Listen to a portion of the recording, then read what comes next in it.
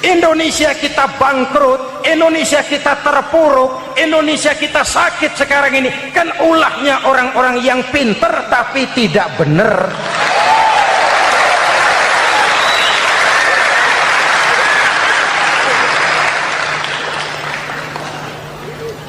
Dan kalau saya bicara kayak begini, ini bukan pidato politik, ini nurani politik naon kadut.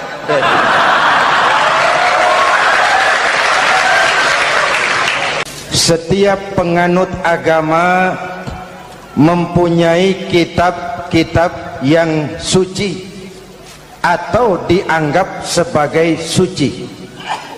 Semua agama. Orang Nasrani punya kitab Injil. Orang Yahudi punya kitab Taurat. Orang Hindu punya kitab Weda. Orang Buddha punya kitab Tripitaka. Pengikut Konghucu punya kitab Tao Te Ching. Orang Majusi pengikut Zoroaster punya kitab Zen Avesta. Orang kebatinan punya kitab Serat Centani, Hidayat Jati atau Darmo Gandul.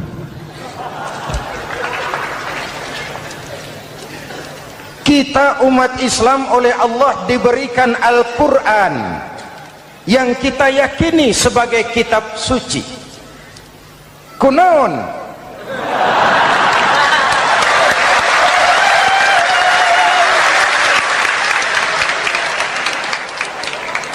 Apa kunaon itu? Kenapa sih kita yakin Quran itu kitab suci? Pertama, ajarannya sesuai dengan fitrah manusia. Suatu kitab dinamakan suci kalau konsep ajarannya sesuai dengan fitrah. Contoh, ini laki-laki ini seneng nggak sama perempuan? Normal. Kalau nggak seneng saya ragu-ragu. Perempuan seneng nggak sama laki-laki?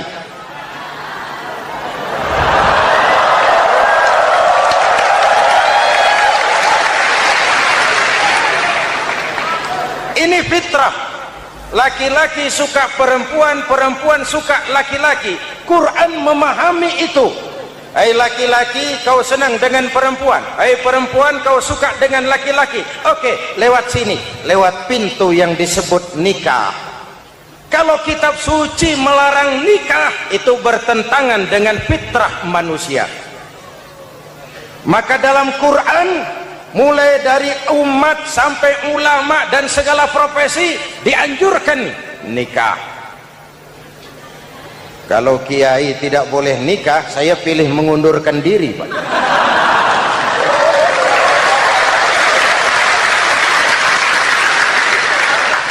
Itu bertentangan dengan fitrah. Lagian mubazir dikasih perabotan nggak dipakai.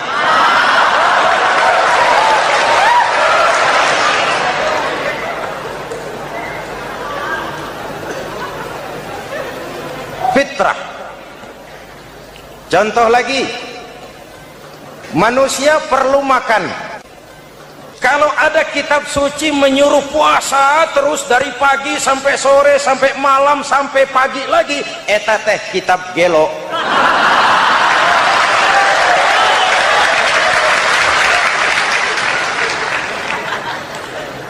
Quran sesuai dengan fitrah. Puasa mulai dari imsak sampai datang waktu maghrib. Puasa ngebleng dari pagi sampai sore sampai malam merusak kesehatan. Malam berpuasa boleh bergaul dengan istri. Kenapa? Fitrah. Kalau siang tidak boleh, malam tidak boleh, sebulan penuh panas kepala.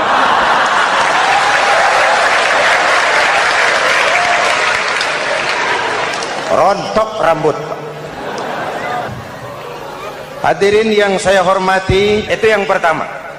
Yang kedua, kita yakini Quran sebagai kitab suci karena isinya tidak saling bertentangan, konsekuen, konsisten.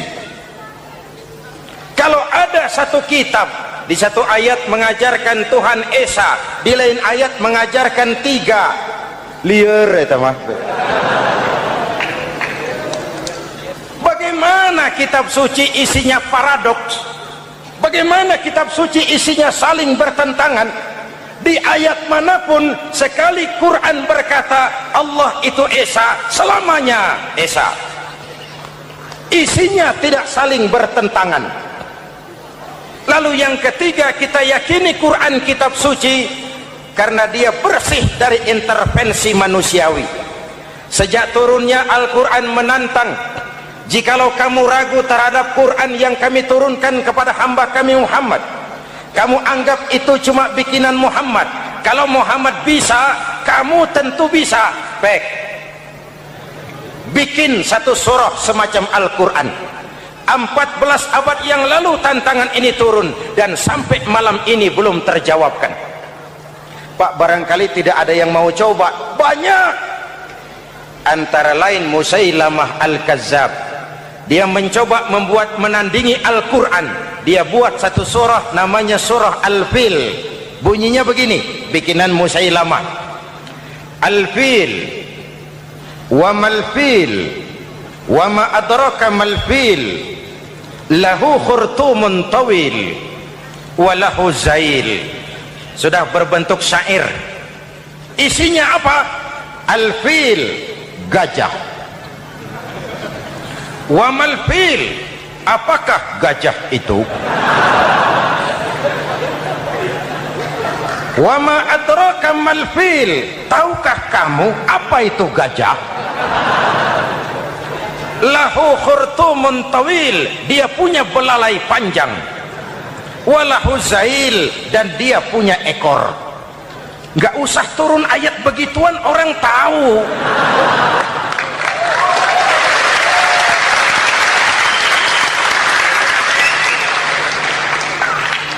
Kalau redaksi mendekati, maka isi jauh panggang dari api. Kitab suci bersih dari campur tangan manusiawi. Maka Al-Quran, ke bahasa apapun dia diterjemahkan, naskah aslinya tetap ikut. Dia boleh diterjemahkan ke bahasa Sunda, bahasa Jawa, bahasa Padang, bahasa Inggris, bahasa Jerman, bahasa Belanda, naskah aslinya tetap ada. Kenapa? Bahasa ke bahasa perbedaannya sering frontal. Kalau dari gelas menjadi gelas, eta mah caket. Dari lem menjadi lampu, itu masih serumpun. Tapi cokot Sunda dengan cokot Jawa itu jauh bedanya. Atos Sunda dengan atos Jawa itu jauh. Ulama Sunda sama ulama Jawa nggak pernah akur kalimat atos ini.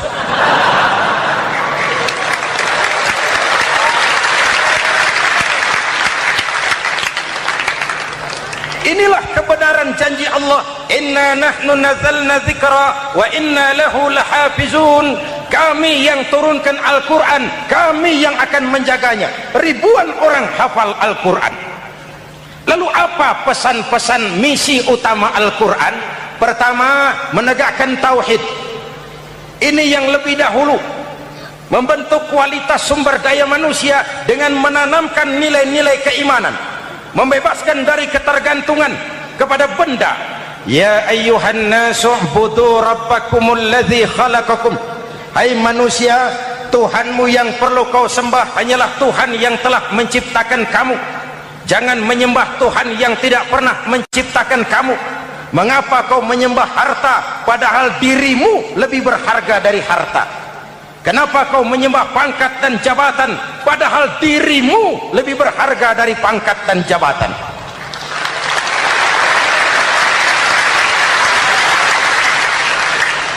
Diajak rasio berpikir, Tuhanmu yang perlu kau sembah hanyalah Tuhan yang menciptakan kamu.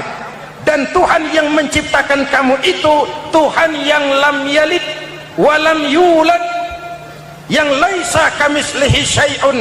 Dan itulah Allah subhanahu wa ta'ala. Ayo orang teh, ayeuna teh boleh pakai teh. Ayeuna teh, kita teh kalau kepada syirik jali, syirik yang terang-terangan, insya Allah tidak. Nyata-nyata menyembah berhala, tidak. Nyata-nyata menyembah pohon, tidak. Nyata-nyata berkeyakinan Tuhan lebih dari satu, tidak. Tapi kita sering terjebak pada syirik kecil, syirik khafi, syirik yang tersamar. Saya sejak pakai cincin ini, jangankan anak gadis, nenek-nenek ngelihat saya cincin. Jangankan anak gadis, nenek-nenek lihat saya lemes cincin. Ini saya sejak ada perkutut rumah ini dagang lancar perkutut. Ini Ramadan bulan penempaan nilai-nilai keimanan. Misi utama Quran menegakkan tauhid, memerangi kemusyrikan, membebaskan manusia dari ketergantungan kepada benda. Dari situ kualitas sumber daya manusia dimulai. Saya sering ungkapkan selama ini sistem pendidikan kita cuma mengisi otak, bukan membentuk watak. Otak diisi segala macam ilmu, tapi hati kosong, agama rapuh, akhirnya moral rendah. Muncul manusia-manusia yang pintar, cuma sayang tidak benar. Indonesia kita bangkrut, Indonesia kita terpuruk, Indonesia kita sakit sekarang ini kan ulahnya orang-orang yang pintar tapi tidak benar.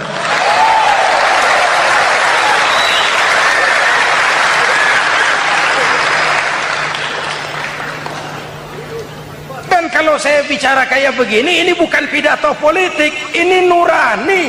Politik naon kadut.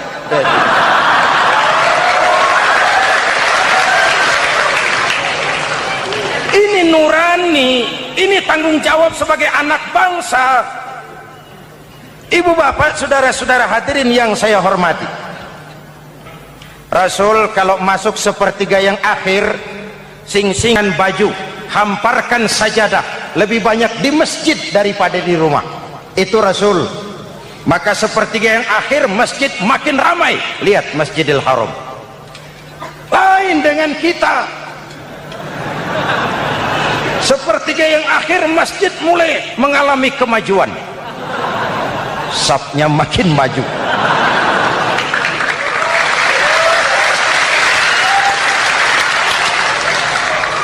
Pasar ramai, terminal beludak.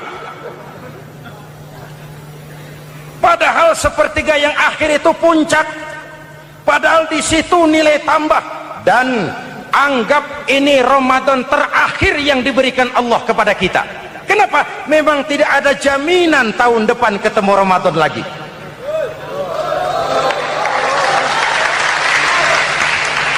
Anggap ini Ramadan terakhir yang diberikan Allah kepada kita. Tidak ada jaminan tahun depan Ramadan akan ketemu lagi. Tidak ada jaminan. Manfaatkan pelukan pemutihan. Semua kita melakukan introspeksi. Tidak tahu kita Ramadan tahun depan nanti masih ketemu apa tidak. Sebagaimana kita tidak tahu kita masih hidup atau tidak. Hadirin yang saya hormati, misi kedua Al-Quran, persaudaraan, kebersamaan atas dasar keadilan dan kebenaran. Manusia bersuku-suku, ya. Manusia berbangsa-bangsa, memang itu diakui oleh Al-Quran. Min dzakari wa untha waja'alnakum syu'uban wa qabaila. Kami ciptakan kamu dari laki-laki dan perempuan. Kami jadikan kamu bersuku-suku dan berbangsa-bangsa. Apa tujuannya? Agar kamu saling mengenal satu dengan yang lain.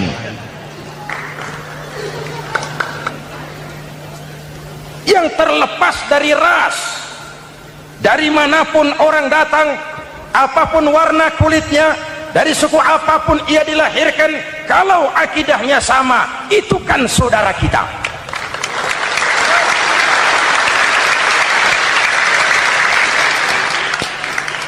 Seperti di masjid, kita tidak peduli dari mana kita datang, yang datang dari kidul madep ngulon mang, yang datang dari sebelah lor madep ngulon mang, yang datang dari sebelah wetan madep kulon mang, yang datang dari kulon madep ngulon. Bukan soal dari mana kau datang, tapi satu arah menghadapmu. Kau mau Betawi, mau Sunda, mau Jawa, mau Padang, mau Aceh, mau Batak, mau Ambon, kita satu nusa, satu bangsa, satu bahasa. Marilah kita jadi lem perekat buat lingkungan kita di saat keutuhan kita sebagai bangsa sedang dalam ujian berat. Semangat kebersamaan atas dasar keadilan. Tidak ada mayoritas menekan minoritas. Umat Islam itu kalau besar dia mampu melindungi yang kecil, kalau kecil dia bisa menjaga diri. Tiap sholat Jumat khatib berpesan pada akhir khutbah kedua, innallaha ya'muru bil adli wal ihsan, innallaha ya'muru bil adli wal ihsan. Allah memerintahkan kamu menegakkan keadilan dengan argumen, bukan dengan sentimen. Mengajak, bukan mengejek. Merangkul, tidak untuk tujuan memukul. Kalau sebagai bangsa kita utuh, kompak dan bersatu, saya yakin kita akan bisa mengatasi kesulitan-kesulitan sekarang ini.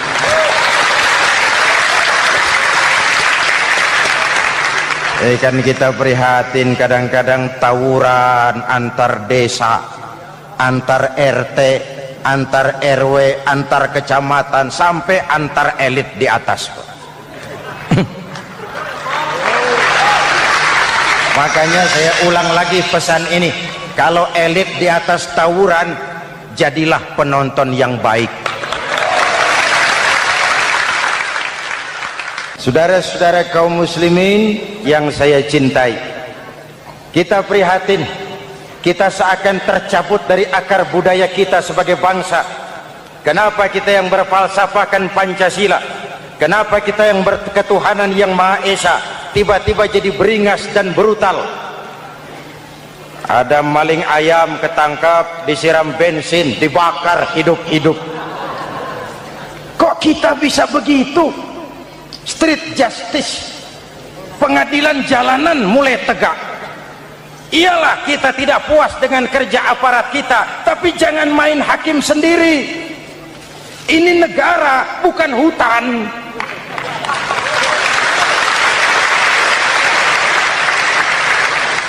Jangan mencegah kemunkaran dengan menegakkan kemunkaran baru. Oleh hal-hal yang sepele yang mestinya kita bisa mencari jalan keluar dengan baik. Ayo luruskan saf, rapatkan barisan, satukan langkah, tautkan hati. Kita satu umat yang satu, diikat oleh Al-Quran. Hanya dengan kebersamaan kita akan mampu menata hari esok yang lebih baik atas dasar keadilan dan kebenaran. Dulu teh Muhammad Toha teriak takbir ngadepi Belanda, Bung Tomo teriak takbir ngadepi Belanda, ayeuna takbir ngadepi batur sadulur salembur. Nanaonan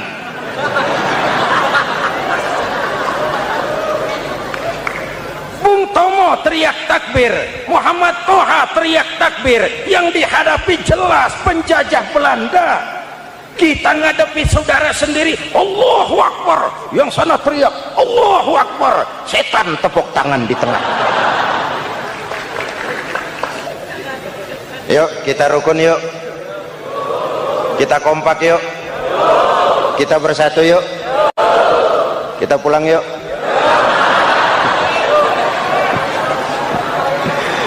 Ini misi kedua. Misi yang ketiga, Al-Quran membebaskan manusia dari gaya hidup sekuler. Quran mengingatkan, awas bung, ada hidup sesudah mati, ada akhirat sesudah dunia. Lebih untung orang yang percaya akhirat daripada yang tidak. Paling tidak hidupnya normatif. Contoh, saudara yakin akhirat ada, lalu saudara hidup baik-baik, menjauhi yang munkar, meninggalkan yang haram, saudara sujud, puasa, jihad, lalu saudara mati.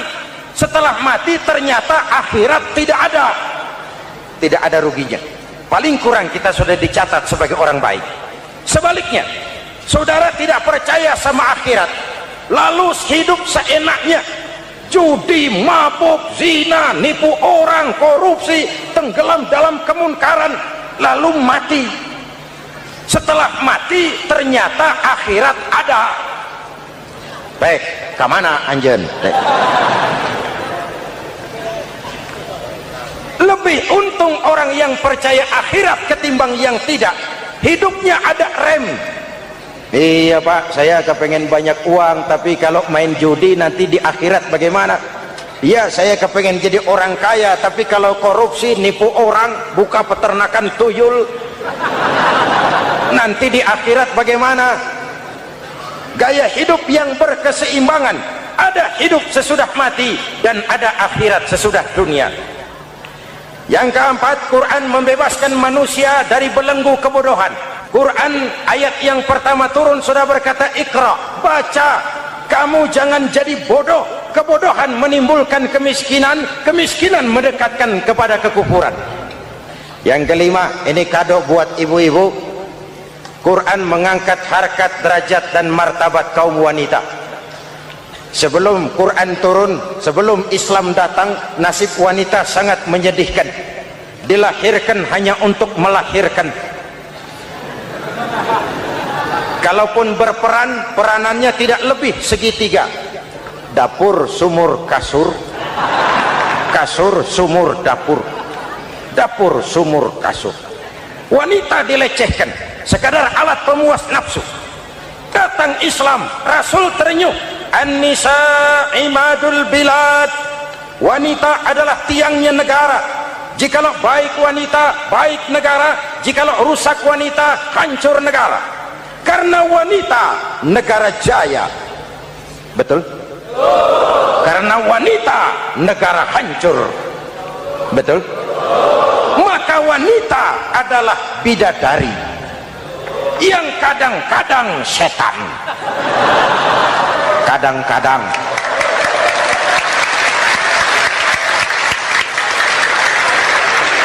Karena yang hadir di sini bidadari semua. Ibu bapak, saudara-saudara hadirin yang saya hormati. Lalu bagaimana sikap kita terhadap Al-Quran? Quran sendiri menjelaskan, "Tsumma awrasnal kitaba alladzina istafaina min ibadina." Kemudian kami wariskan kitab Al-Quran yang kami pilih buat hamba-hamba kami yang terpilih. Luar biasa. Umatnya umat pilihan, Rasulnya Rasul pilihan, kitabnya pun kitab pilihan. Kami wariskan Al-Quran kepada hamba-hamba kami yang kami pilih. Bagaimana sikap mereka setelah menerima Al-Quran? Terbagi tiga. Pertama, faminhum zalimun li nafsihi. Di antara mereka ada yang setelah menerima Al-Quran lalu zalim kepada dirinya sendiri. Diterimanya Al-Quran dengan lidahnya, tapi ditolak dengan perbuatannya. Mulutnya menjunjung Al-Quran, perbuatannya menginjak Al-Quran. Quran bilang ke barat, dia pergi ke timur. Quran bilang ke selatan, dia berangkat ke utara. Quran bilang haram, dia terjang. Quran bilang halal, dia tidak mau. Orang seperti itu tidak zalim kepada Allah, tapi zalim kepada dirinya sendiri. Apa kalau kita tidak sholat, Allah rugi? Apa kalau kita tidak bayar zakat, Tuhan bangkrut? Apa kalau sedunia tidak ada yang sujud, Tuhan berhenti jadi Tuhan?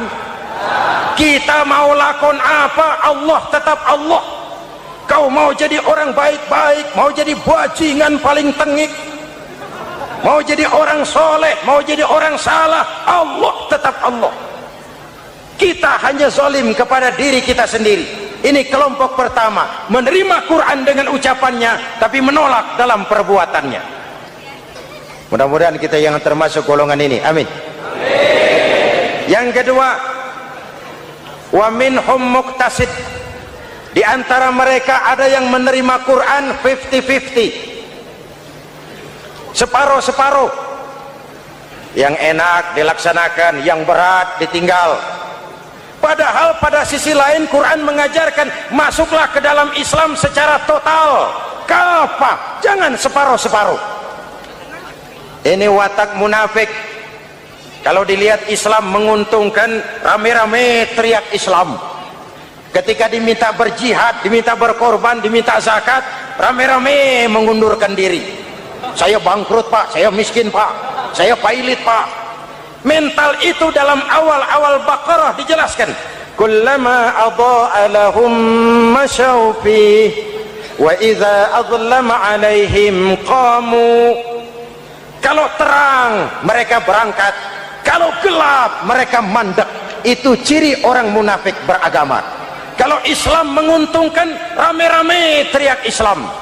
Ketika diminta berjihad, berkorban, berjuang, rame-rame mengundurkan diri.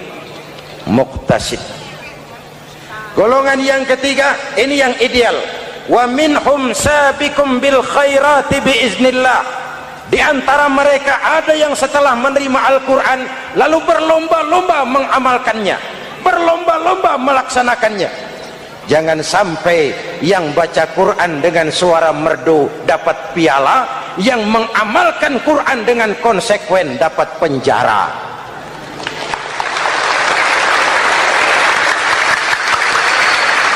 Itu ironi, itu menyedihkan, itu memilukan, dan itu memalukan. Pilihan terserah kita.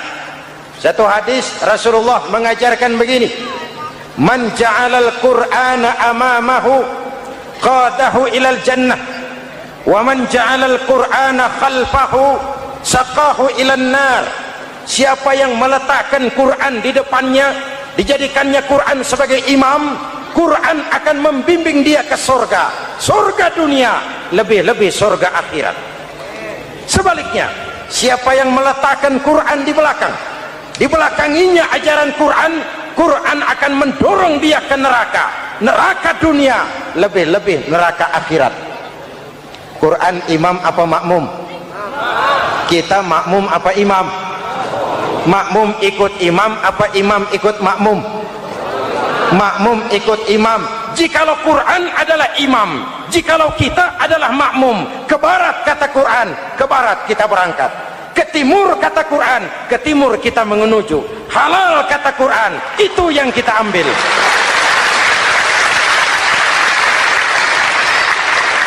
Mari kita jadikan Ramadan sebagai bulan di mana sedikit demi sedikit kita berupaya kembali menjadi generasi yang Qurani. Rasulullah pernah ditanya, kalau Tuhan wafat ya Rasul, kemana kami minta nasihat? Aku tinggalkan kamu dua nasihat, satu yang diam saja, satu yang bisa bicara. Yang bisa bicara apa ya Rasul? Al-Quran. Minta nasihat Quran. Yang diam saja apa ya Rasul? Maut. Dalam hidup ada dua nasihat, nasihat yang bisa bicara Al-Quran, nasihat yang diam saja maut. Mau dagang minta nasihat Quran, mau bertetangga minta nasihat Quran. Itu nasihat. Nasihat yang kedua, diam saja, tahu-tahu datang maut. Makanya anggap ini Ramadan terakhir yang diberikan Allah kepada kita, karena tahun depan tidak ada jaminan kita bertemu Ramadan. Dia boleh diterjemahkan ke bahasa Sunda, bahasa Jawa, bahasa Padang, bahasa Inggris, bahasa Jerman, bahasa Belanda. Naskah aslinya tetap ada. Kenapa? Bahasa ke bahasa perbedaannya sering frontal.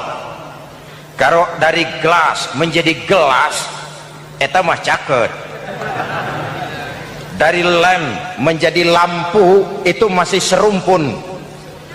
Tapi cokot Sunda dengan cokot Jawa itu jauh bedanya. Atos Sunda dengan atos Jawa itu jauh. Ulama Sunda sama ulama Jawa nggak pernah akur kalimat atos ini.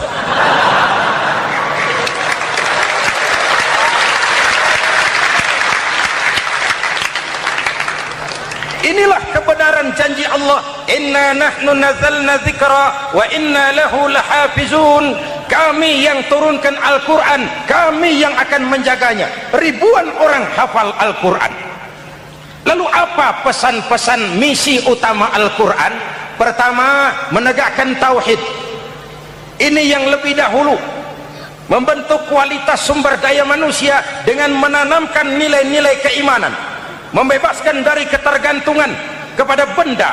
Ya ayyuhan nasu ubudu rabbakumul ladzi khalaqakum. Hai manusia, Tuhanmu yang perlu kau sembah hanyalah Tuhan yang telah menciptakan kamu. Jangan menyembah Tuhan yang tidak pernah menciptakan kamu.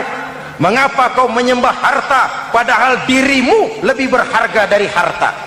Kenapa kau menyembah pangkat dan jabatan padahal dirimu lebih berharga dari pangkat dan jabatan?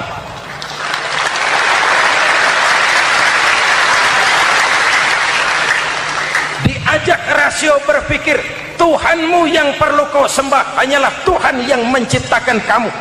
Dan Tuhan yang menciptakan kamu itu Tuhan yang lam yalid walam yulad, yang laisa kamislihi syai'un, dan itulah Allah subhanahu wa ta'ala. Ayo orang teh, ayeuna teh boleh pakai teh, ayeuna teh kita teh kalau kepada syirik jali, syirik yang terang-terangan, insya Allah tidak. Nyata-nyata menyembah berhala, tidak. Nyata-nyata menyembah pohon, tidak. Nyata-nyata berkeyakinan Tuhan lebih dari satu, tidak. Tapi kita sering terjebak pada syirik kecil, syirik khafi, syirik yang tersamar. Saya sejak pakai cincin ini, jangankan anak gadis, nenek-nenek ngelihat saya cincin. Jangankan anak gadis, nenek-nenek lihat saya lemes cincin. Ini saya sejak ada perkutut rumah ini dagang lancar perkutut. Ini Ramadan bulan penempaan nilai-nilai keimanan. Misi utama Quran menegakkan tauhid, memerangi kemusyrikan, membebaskan manusia dari ketergantungan kepada benda. Dari situ kualitas sumber daya manusia dimulai. Saya sering ungkapkan selama ini sistem pendidikan kita cuma mengisi otak, bukan membentuk watak. Otak diisi segala macam ilmu, tapi hati kosong, agama rapuh, akhirnya moral rendah. Muncul manusia-manusia yang pintar, cuma sayang tidak benar. Indonesia kita bangkrut, Indonesia kita terpuruk, Indonesia kita sakit sekarang ini kan ulahnya orang-orang yang pintar tapi tidak benar.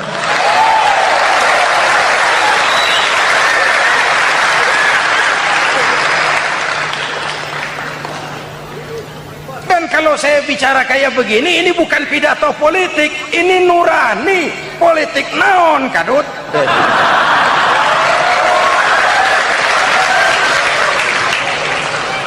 Ini nurani, ini tanggung jawab sebagai anak bangsa. Ibu bapak, saudara-saudara hadirin yang saya hormati, Rasul kalau masuk sepertiga yang akhir, sing-singan baju, hamparkan sajadah, lebih banyak di masjid daripada di rumah. Itu Rasul. Maka sepertiga yang akhir masjid makin ramai. Lihat Masjidil Haram. Lain dengan kita. Sepertiga yang akhir masjid mulai mengalami kemajuan, safnya makin maju.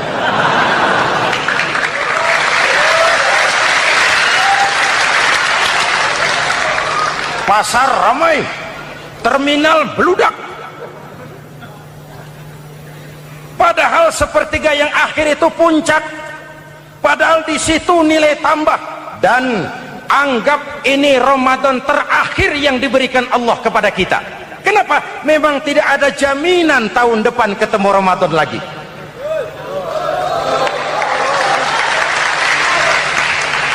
Anggap ini Ramadan terakhir yang diberikan Allah kepada kita. Tidak ada jaminan tahun depan Ramadan akan ketemu lagi. Tidak ada jaminan. Manfaatkan pelukan pemutihan. Semua kita melakukan introspeksi. Tidak tahu kita Ramadan tahun depan nanti masih ketemu apa tidak. Sebagaimana kita tidak tahu kita masih hidup atau tidak. Hadirin yang saya hormati, misi kedua Al-Quran, persaudaraan, kebersamaan atas dasar keadilan dan kebenaran. Manusia bersuku-suku, ya. Manusia berbangsa-bangsa, memang itu diakui oleh Al-Quran. Min dzakari wa untha wa ja'alnakum syu'uban wa qabaila. Kami ciptakan kamu dari laki-laki dan perempuan. Kami jadikan kamu bersuku-suku dan berbangsa-bangsa. Apa tujuannya? Agar kamu saling mengenal satu dengan yang lain.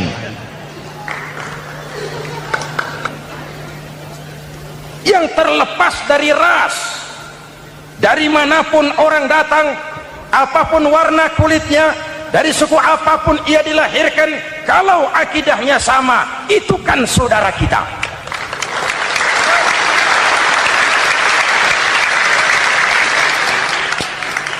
Seperti di masjid, kita tidak peduli dari mana kita datang. Yang datang dari kidul, madhab ngulon mang. Yang datang dari sebelah lor, madhab ngulon mang. Yang datang dari sebelah wetan, madhab kulon mang. Yang datang dari kulon, madhab ngulon. Bukan soal dari mana kau datang, tapi satu arah menghadapmu. Kau mau Betawi, mau Sunda, mau Jawa, mau Padang, mau Aceh, mau Batak, mau Ambon, kita satu nusa, satu bangsa, satu bahasa. Marilah kita jadi lem perekat buat lingkungan kita di saat keutuhan kita sebagai bangsa sedang dalam ujian berat. Semangat kebersamaan atas dasar keadilan. Tidak ada mayoritas menekan minoritas. Umat Islam itu kalau besar, dia mampu melindungi yang kecil. Kalau kecil, dia bisa menjaga diri.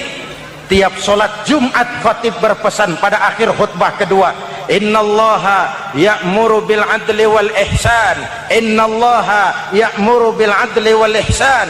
Allah memerintahkan kamu menegakkan keadilan dengan argumen, bukan dengan sentimen. Mengajak, bukan mengejek. Merangkul, tidak untuk tujuan memukul. Kalau sebagai bangsa kita utuh, kompak dan bersatu, saya yakin kita akan bisa mengatasi kesulitan-kesulitan sekarang ini.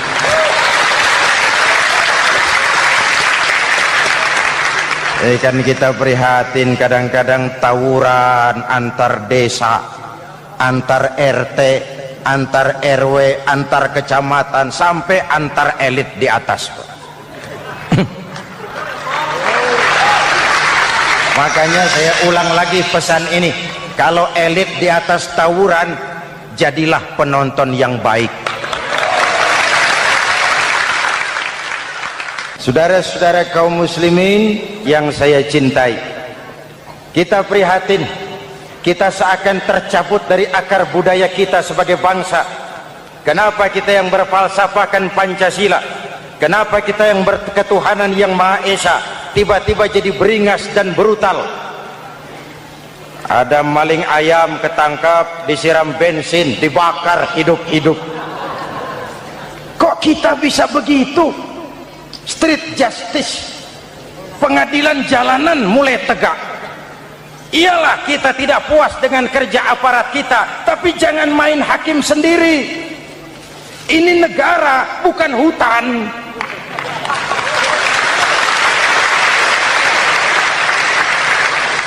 Jangan mencegah kemunkaran dengan menegakkan kemunkaran baru. Oleh hal-hal yang sepele yang mestinya kita bisa mencari jalan keluar dengan baik. Ayo luruskan saf, rapatkan barisan, satukan langkah, tautkan hati. Kita satu umat yang satu, diikat oleh Al-Quran. Hanya dengan kebersamaan kita akan mampu menata hari esok yang lebih baik atas dasar keadilan dan kebenaran. Dulu teh Muhammad Toha teriak takbir ngadepi Belanda.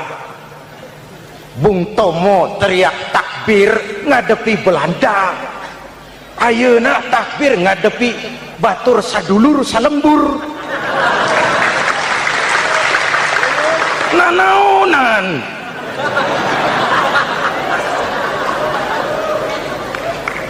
Bung Tomo teriak takbir, Muhammad Toha teriak takbir. kafir, yang dihadapi jelas penjajah Belanda. Kita ngadepi saudara sendiri, Allahu Akbar, yang sana teriak Allahu Akbar, setan tepuk tangan di tengah. Yuk kita rukun, yuk kita kompak, yuk kita bersatu, yuk kita pulang, yuk.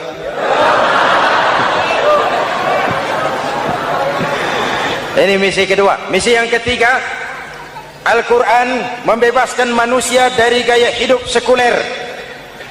Quran mengingatkan, awas bung, ada hidup sesudah mati, ada akhirat sesudah dunia. Lebih untung orang yang percaya akhirat daripada yang tidak. Paling tidak hidupnya normatif. Contoh, saudara yakin akhirat ada, lalu saudara hidup baik-baik, menjauhi yang munkar, meninggalkan yang haram, saudara sujud, puasa, jihad, lalu saudara mati. Setelah mati ternyata akhirat tidak ada ruginya. Paling kurang kita sudah dicatat sebagai orang baik. Sebaliknya, saudara tidak percaya sama akhirat, lalu hidup seenaknya, judi, mabuk, zina, nipu orang, korupsi, tenggelam dalam kemunkaran, lalu mati. Setelah mati ternyata akhirat ada. Baik, kemana anjen? Lebih untung orang yang percaya akhirat ketimbang yang tidak. Hidupnya ada rem. Iya pak, saya kepengen banyak uang, tapi kalau main judi nanti di akhirat bagaimana? Iya, saya kepengen jadi orang kaya, tapi kalau korupsi, nipu orang, buka peternakan tuyul, nanti di akhirat bagaimana? Gaya hidup yang berkeseimbangan. Ada hidup sesudah mati dan ada akhirat sesudah dunia. Yang keempat, Quran membebaskan manusia dari belenggu kebodohan. Quran ayat yang pertama turun sudah berkata, Iqra, baca, kamu jangan jadi bodoh. Kebodohan menimbulkan kemiskinan, kemiskinan mendekatkan kepada kekufuran. Yang kelima, ini kado buat ibu-ibu. Quran mengangkat harkat, derajat dan martabat kaum wanita. Sebelum Quran turun, sebelum Islam datang, nasib wanita sangat menyedihkan. Dilahirkan hanya untuk melahirkan.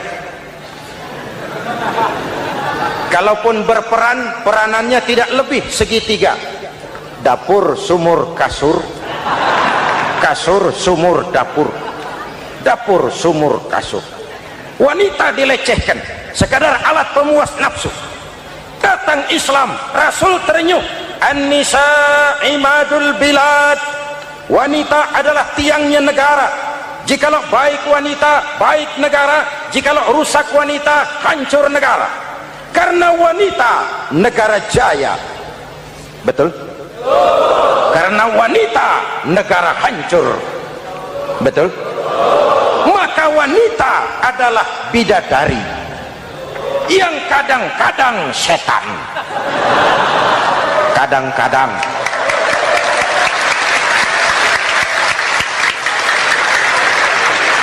Ini yang hadir di sini bidadari semua. Ibu bapak, saudara-saudara hadirin yang saya hormati. Lalu bagaimana sikap kita terhadap Al-Quran? Quran sendiri menjelaskan, "Tsumma awrasnal kitaba alladzina istafaina min ibadina." Kemudian kami wariskan kitab Al-Quran yang kami pilih buat hamba-hamba kami yang terpilih. Luar biasa. Umatnya umat pilihan, rasulnya rasul pilihan, kitabnya pun kitab pilihan. Kami wariskan Al-Quran kepada hamba-hamba kami yang kami pilih. Bagaimana sikap mereka setelah menerima Al-Quran? Terbagi tiga. Pertama, faminhum zalimun linafsihi. Di antara mereka ada yang setelah menerima Al-Quran lalu zalim kepada dirinya sendiri. Diterimanya Al-Quran dengan lidahnya, tapi ditolak dengan perbuatannya.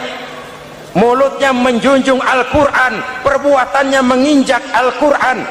Quran bilang ke barat, dia pergi ke timur. Quran bilang ke selatan, dia berangkat ke utara.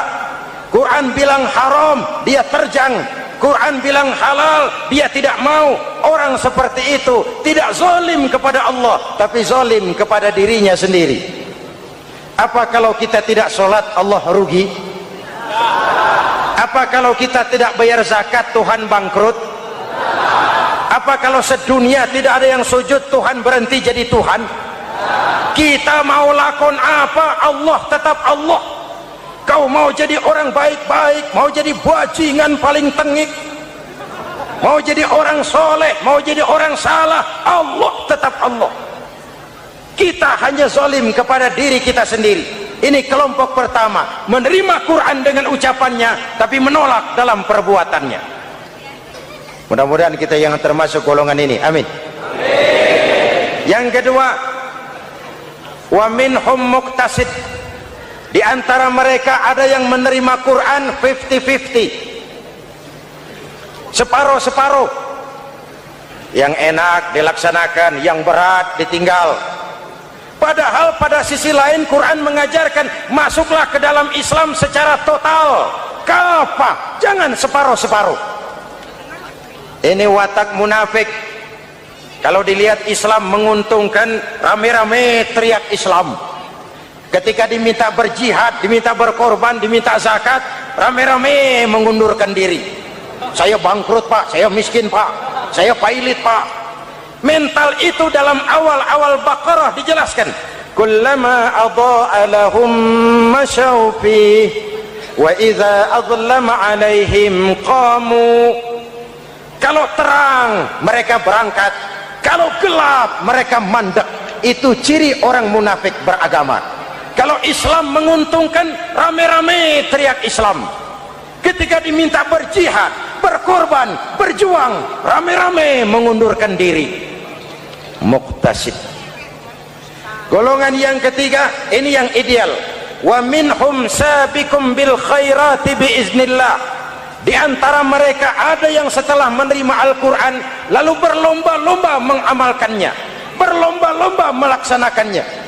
Jangan sampai yang baca Quran dengan suara merdu dapat piala, yang mengamalkan Quran dengan konsekuen dapat penjara.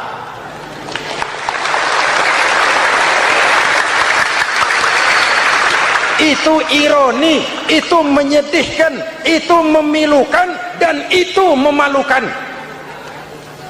Pilihan terserah kita. Satu hadis Rasulullah mengajarkan begini: man ja'alal qur'ana amamahu qadahu ilal jannah wa man ja'alal qur'ana khalfahu saqahu ilan nar.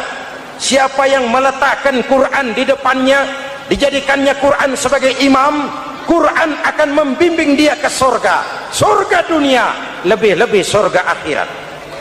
Sebaliknya, siapa yang meletakkan Quran di belakang, dibelakanginya ajaran Quran, Quran akan mendorong dia ke neraka, neraka dunia, lebih-lebih neraka akhirat. Quran imam apa makmum? Kita makmum apa imam? Makmum ikut imam apa imam ikut makmum? Makmum ikut imam. Jikalau Quran adalah imam, jikalau kita adalah makmum, ke barat kata Quran, ke barat kita berangkat. Ke timur kata Quran, ke timur kita menuju. Halal kata Quran, itu yang kita ambil.